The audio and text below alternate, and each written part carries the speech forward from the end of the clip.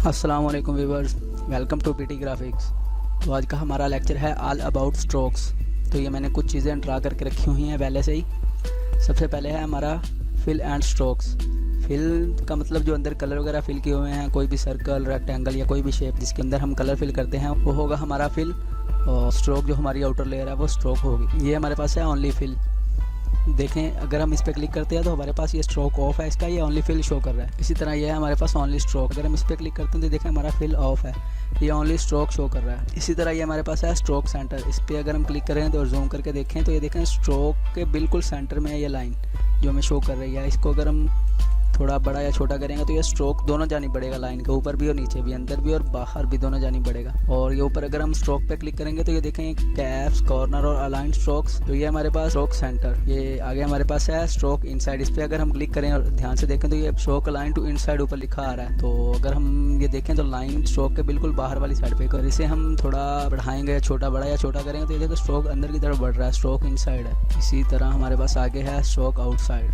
इसको अगर हम क्लिक सेलेक्ट करें और देखें स्ट्रोक्स पे तो ये आ रहा है अलाइन स्ट्रोक टू आउटसाइड, यानी कि ये स्ट्रोक हमारा लाइन के आउटसाइड बाहर की जाने बढ़ेगा। ये देखें। इसी तरह ये हमारे पास है मीटर ज्वाइन, रेक्टेंगल, और ये हमारे पास राउंडेड ज्वाइन। इसको सिलेक्ट करेंगे और हम देखेंगे स्ट्रोक्स में तो ये हमारे पास राउंडेड है, इसके कॉर्नर जो है राउंडेड है, थोड़े सॉफ्ट किए हुए हैं। इसी तरह ये हमारे पास है बेवल ज्वाइन। अगर हम स्ट्रोक्स में देखें तो ये शेप दी गई है बेवल की तरह किया गया। इसी तरह ये नीचे हमारे पास है डैश लाइन।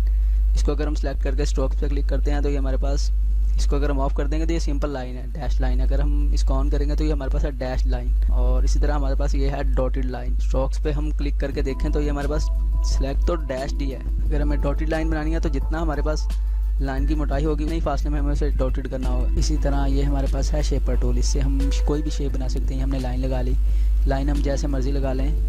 ये देखें हमारी पास लाइन है, स्ट्रेट लाइन हो गई। ये है हमारा शेपर टूल। इससे हम कोई भी क्लोज शेप ड्रा कर सकते हैं। ये रेक्टेंगल बनाइए ऐसे ही तो ये रेक्टेंगल बन गई है। ये देखें ये चकोर बन गई। इसी तरह हम अगर कुछ सर्कल ड्रा करते हैं तो ये सर्कल बन गया।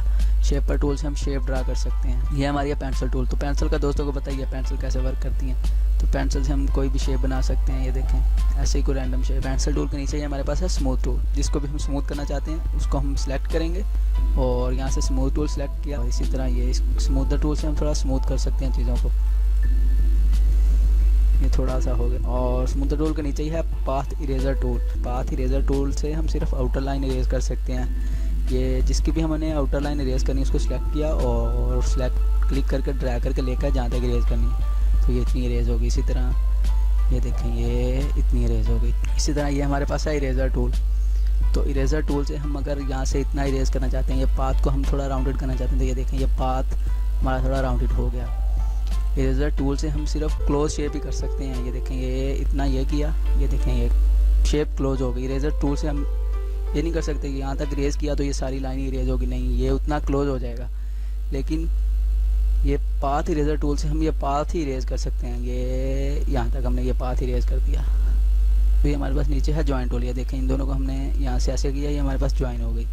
ये हमने 3 अलग-अलग लाइन ड्रा की थी। ये देखें यहाँ से ऐसे किया, ये भी ज्वाइन हो गई। ये 2 पॉइंट भी ज्वाइन हो गए। अगर हम इन्हें देखेंगे तो ये एक शेप बन गई है, ज्वाइन हो गए हैं। ये देखें ये ज्वाइन हो गए हैं। ये हमारे पास नीचे ज्वाइन टूल।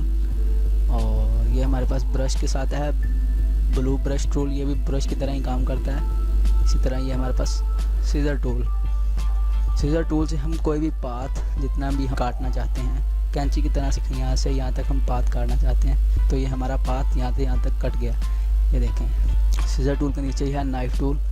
तो नाइफ टूल से हम पाथ ऐसे कोई भी नहीं काट सकते, क्लोज शेप का पाथ काट सकते हैं। ये हमारे हमने एक राउंडेड सर्कल ड्रा कर लिया और नाइफ लिया और यहाँ से यहाँ तक किए तो ये देखें ये नाइफ ने दोनों काट दिए हैं सेंटर से, जहाँ से हमने नाइफ गुजारा है।